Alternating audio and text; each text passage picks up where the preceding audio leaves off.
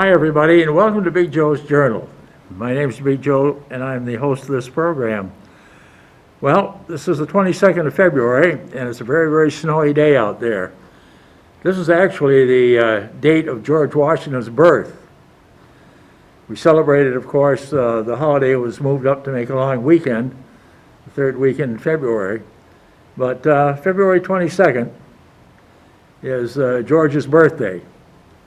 And of course, George Washington, the first president, considered one of the greatest presidents we've had, along with Abraham Lincoln. And as we get further on, maybe you could throw in Franklin Roosevelt, and I think Harry Truman. I thought he did a good job.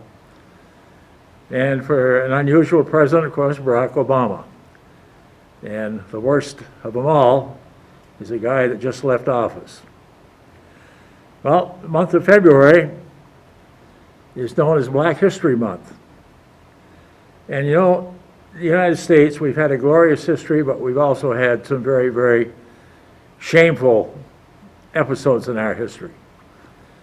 And among the shameful ones, of course, the one that stands out is slavery. Another one that we don't think too much about, and that is the treatment of the Native Americans. As the Europeans moved in here seeking freedom and so forth, they took land that belonged to the Native Americans and pushed them back, what we call today the indigenous people. And the abuse of our Native American population pretty much continues. Some of our,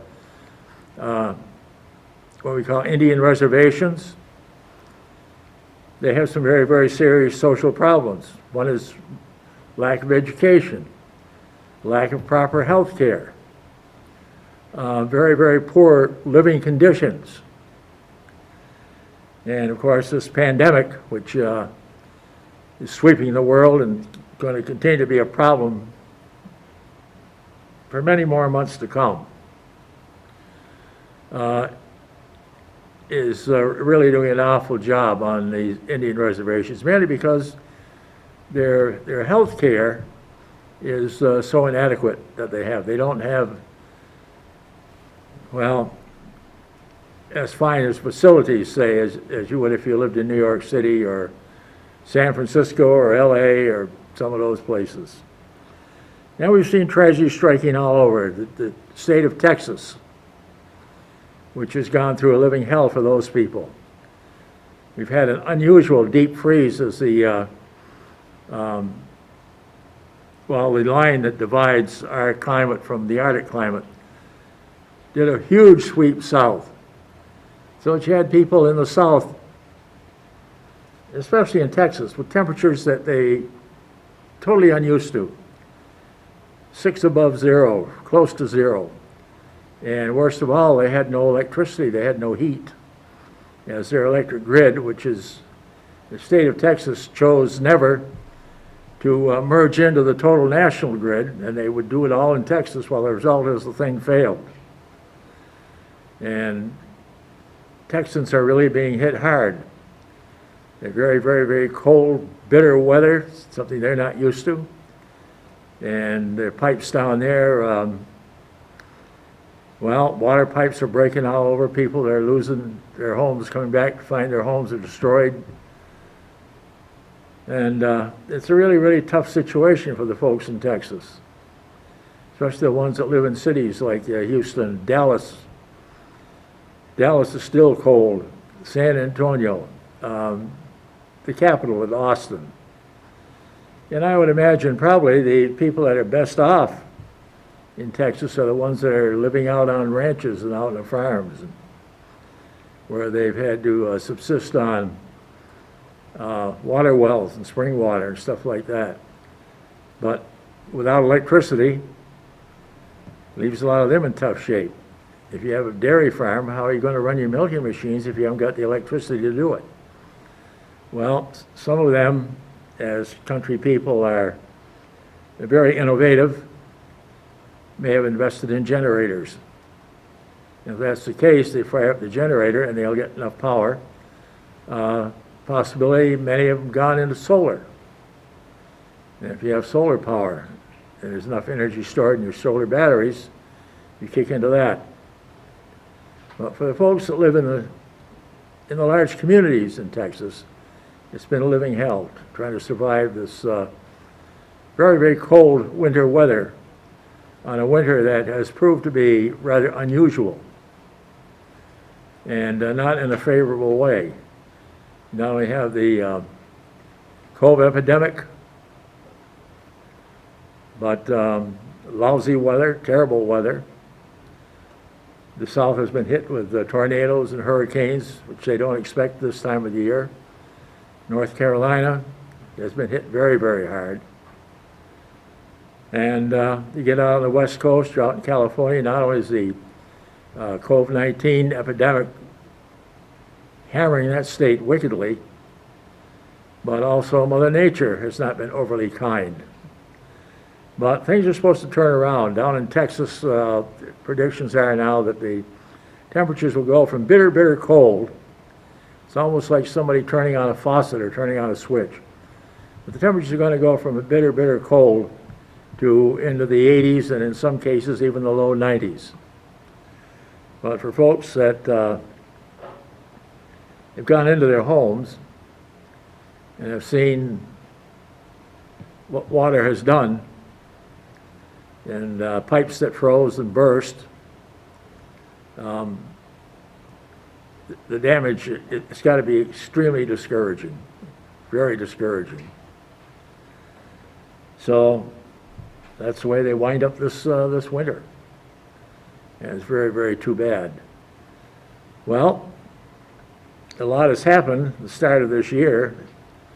First of all, you had the insurrection in Washington on January 6th, something that is going to exist in our history, in our minds, the same as December 7, 1941, and September 11 in 2001. Days of infamy, days of disaster, days of well, I can't say too much good about it. But certainly January 6th is going to be remembered as the day when the incumbent president of the United States was involved in a treasonous act, encouraging his stooges, first of all, to come to Washington on that day, and then attempting to disrupt the count of the election of a new president. What did he hope to gain by it?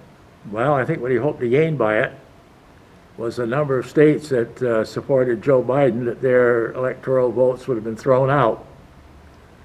And the result was the states that were favorable to him, he would have had enough and he'd be back in for a second term. And who knows what he would have done in a second term. He probably would have tried to overturn the Constitution and make himself president for life, the same way as his old buddy in Moscow there, Vladimir Putin, has done. But very fortunately, his vice president, who he was urging and bullying and everything else to violate the Constitution, refused to do that. Mike Pence, although he's been a bootlicker for 4 years, suddenly found the courage and the backbone to stand up and do what is right. And what did he get for it? Well, he's been one of Trump's #1 supporters over the 4 years. And how did Trump repay him? Well, out on the front lawn of the Capitol, they erected a noose. And even though Trump heard by phone from one of his supporting Republican senators that the vice president and his family were in danger, Trump did nothing to stop it. And he's downplayed his vice president and loyal supporter ever since. So this shows the gratitude the man has for the people that support him. When they support him, they're the greatest on earth. When they do what is right and oppose him, then all of a sudden he starts putting him down, going just the opposite. And of course, one of his old buddies there, Rush Limbaugh, passed away this past week. Certainly, the last State of the Union message that Trump gave when he had his wife pin the American Medal of Freedom on Rush Limbaugh was a disgrace, absolute disgrace. Rush Limbaugh is like his buddy Trump. You're a disgrace to humanity, a disgrace to the human race. But he's gone now. You know, you don't want to say too many bad things about the deceased, so we'll just let that one go. He has passed on, and he leaves some of his disciples on Fox TV that is still going to carry on the ranting and raving that he had. Much of it didn't make any sense, and it was very, very detrimental to the security of this country. Well, we started talking a little bit about black history. We read in our history books that people came to this country seeking freedom. But the folks that came over as the ancestors was just the opposite. Many of them had been captured in tribal wars in Africa. And the victors made a little extra money by selling these captives to slave traders who transported them to the New World. Over here, people were building plantations in the South, and they needed extra help. They needed cheap labor. And there was nothing cheaper than buying a slave, and they didn't really support them. In many cases, their larger plantations, they gave them cabins to live in. Cabins didn't have any heat in the winter. And of course, there was no air conditioning in the summer. And they had an overseer who made sure that the folks worked. Didn't work, they didn't eat. And slavery was a disgrace and still is a black mark in our country. And although Civil War was fought, which technically ended slavery, the Emancipation Proclamation ended slavery in the states in rebellion, and then the 13th Amendment ended it throughout the whole country. So theoretically, constitutionally, slavery was ended. But we know that the idea of racism continued on. Right after the Civil War, Union troops occupied the old Confederacy. And so many people who had lived in slavery, I won't say many, but a number of people who had lived in slavery, got into politics. So you had, for the first time in history, you had black legislators in many of these southern states. President Rutherford B. Hayes, after his election in a questionable election in 1876, took office in 1877, March 4th, 1877, and shortly after that, he ended the Union occupation of the South. And once that ended, it was almost like slavery had been reinstituted. A number of former Confederate generals organized the Ku Klux Klan. And lynching became a regular occurrence. Sometimes it was very, very small things. And black men were hauled out of their homes and hanged. You say, well, what was the offense? Well, they looked cross-eyed at a white woman or something like that. And not only black Americans threatened with lynching, but also if you were Jewish, or a Jewish merchant, you were also subject to hanging. Former Confederate generals, Bragg, after whom the military base is named, and that base name should be changed. Nathan Forrest, they were organizers of the Ku Klux Klan. And the Klan discriminated primarily against blacks and against Native Americans. One of the worst acts in our history was the Indian Removal Act, put into force and enforced by President Andrew Jackson, who was one of our worst presidents, probably totally unfit to be president of the United States, although he did serve 2 terms.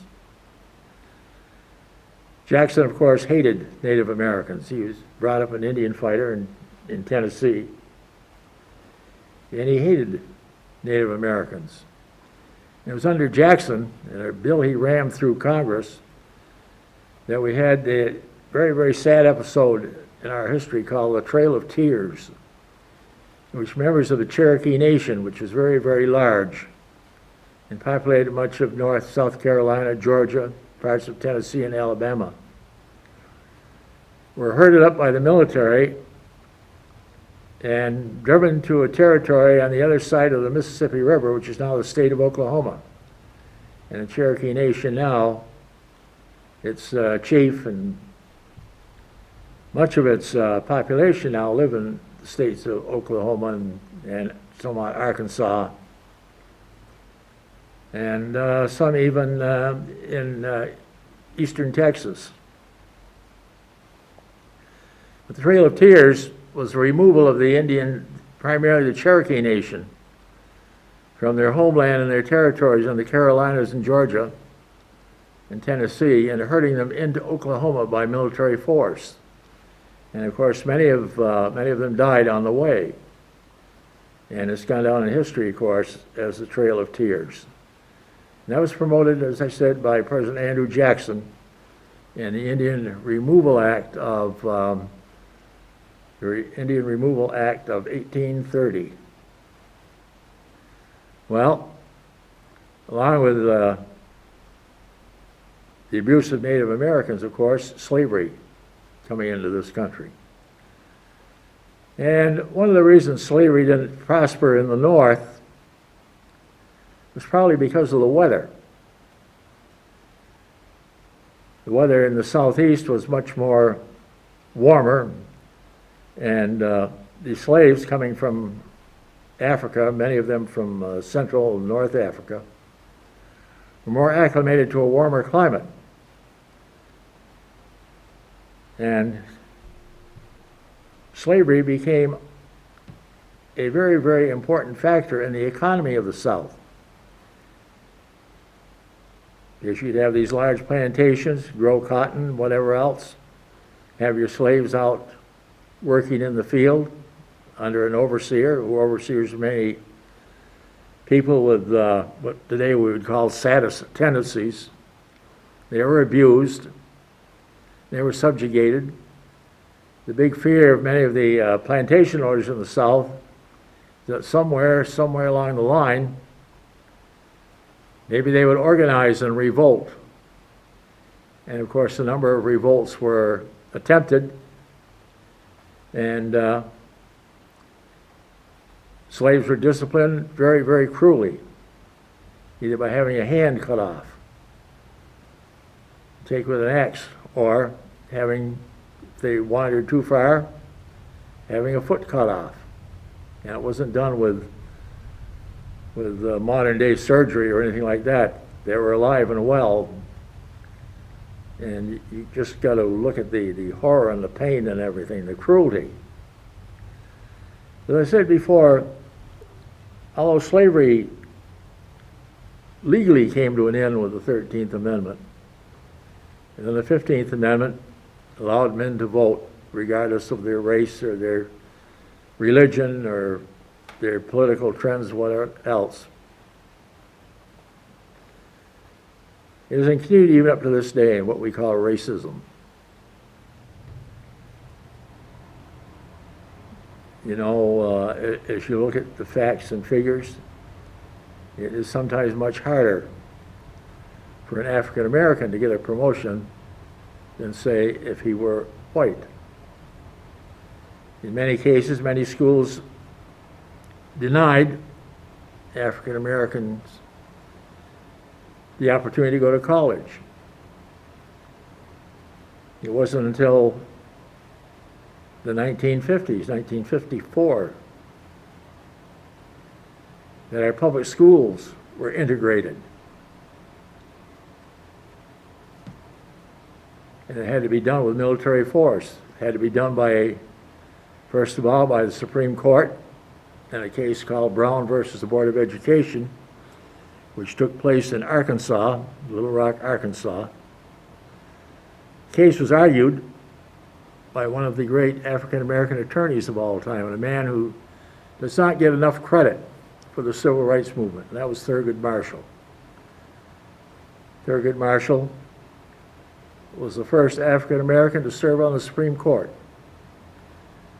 And he argued, before going on to the court, of course, as an attorney, argued many civil rights cases. But the biggest case that he won was Brown versus the Board of Education. And that was integrating public schools in Little Rock, Arkansas. And there was an awful lot of opposition. Governor of Arkansas at the time was Orville Phobos. He was bound and determined that despite the Supreme Court ruling that schools in Little Rock were not going to integrate. And to enforce that, he called out the National Guard in Arkansas. Well, what President Eisenhower did was to federalize them.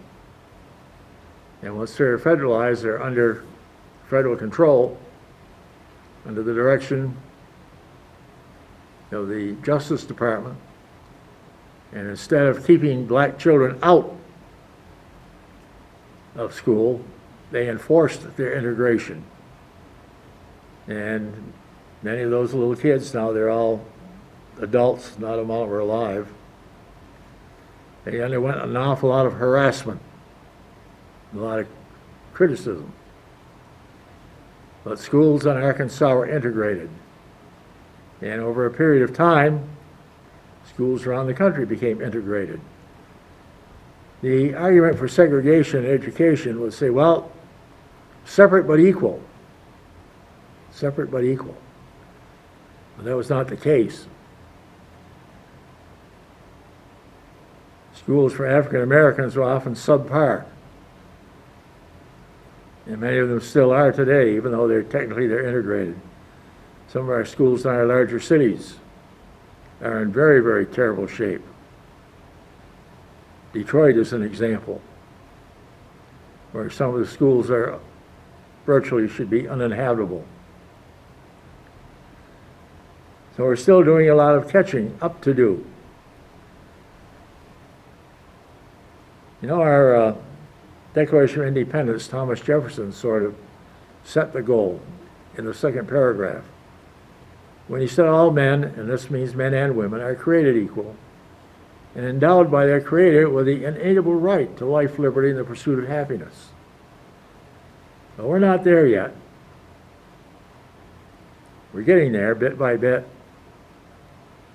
First of all was technically ending slavery. Then, now 101 years ago, women were given the right to vote. That's hard to believe. You know, right now, we see more and more women getting involved in government. But right up until 1920, the 19th Amendment was passed, women couldn't vote, women couldn't own property. Women were more or less, well, I don't know if you call them slaves or not, but they were damn close. One of the things that made George Washington wealthy, you know, George Washington was a surveyor by trade, and he was also a colonel in the Virginia militia. And he had the good luck, if you will, of marrying a wealthy widow, Martha Curtis. Her husband had died. Here Martha had this big plantation in Virginia, which had slaves, Mount Vernon. Well, of course, when she married George, George, by virtue of being her husband, became the owner of Mount Vernon. And we know that George Washington had slaves. You know that Thomas Jefferson, who taught about freedom and liberty, he also had slaves. In fact, after he was widowed, he had a concubine, and many of the direct descendants of Thomas Jefferson today, of course, are black.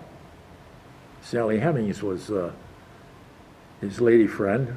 She was a slave that worked in the mansion, I suppose, you know, like a housekeeper and stuff like that.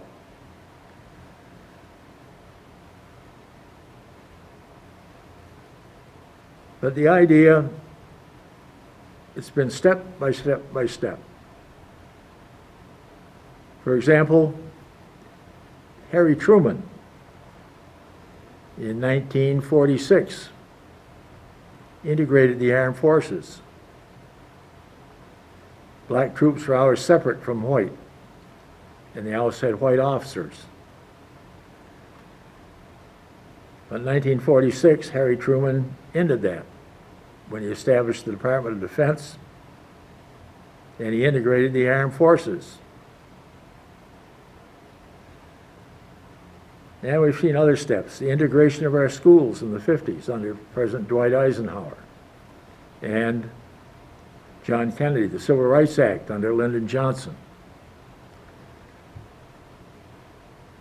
I think there are many of us around still remember when Governor George Wallace, who was arch segregationist, the governor of Alabama, stood in the doorway at the University of Alabama and defied the federal government, saying he would never allow any black child to enter the University of Alabama. Well, the Deputy Attorney General at that time was Nicholas Katzenbach. And he called back to the White House to say that the Alabama National Guard was guarding the University of Alabama and were refusing to allow it to be integrated. And of course, you know, President Kennedy immediately federalized the Alabama Guard. And under federal leadership, they turned around and they removed George from the door. And officially, the University of Alabama was segregated. Same thing in Mississippi, the University of Mississippi. The state of Mississippi, as part of their state flag, still has the stars and bars up where the American flag has its stars. And there's a move in the legislature, in fact, I think it may have already passed by a narrow margin, to remove that and get the stars and bars out of there. A few years ago, that would have been unheard of. But it shows we're moving in the right direction. Look at the assassinations of the civil rights workers that went into the South in the 50s. The assassination of Emmett Till, because supposedly he whistled at a white woman, and he wound up murdered. Many of those Ku Klux Klanners and people who committed these crimes were never punished, because any jury that they drew up was usually white. And a white jury was not going to convict a white man. Black man, yes, but not a white man. And this problem of racism here in the month of February, we look back with shame in many cases. But you know, our black brothers and sisters can look back with pride on some of the great champions of the civil rights movement. Certainly, in my opinion, I think Thurgood Marshall was one of the greatest. I don't think he ever gets enough credit. Certainly Martin Luther King stands out as the champion of the civil rights movement. Rosa Parks, she took a stand. It was very, very courageous at the time when she refused to get up out of her seat so a white man could sit down on the bus. Very courageous. John Lewis, the late congressman from Georgia, and many, many other civil rights champions. So here in the month of February, we remember our black brothers and sisters and wish them all kinds of success as they strive for equality, which is their right. With that, may Almighty God bless these United States of America. God bless you, and we'll see you all next week.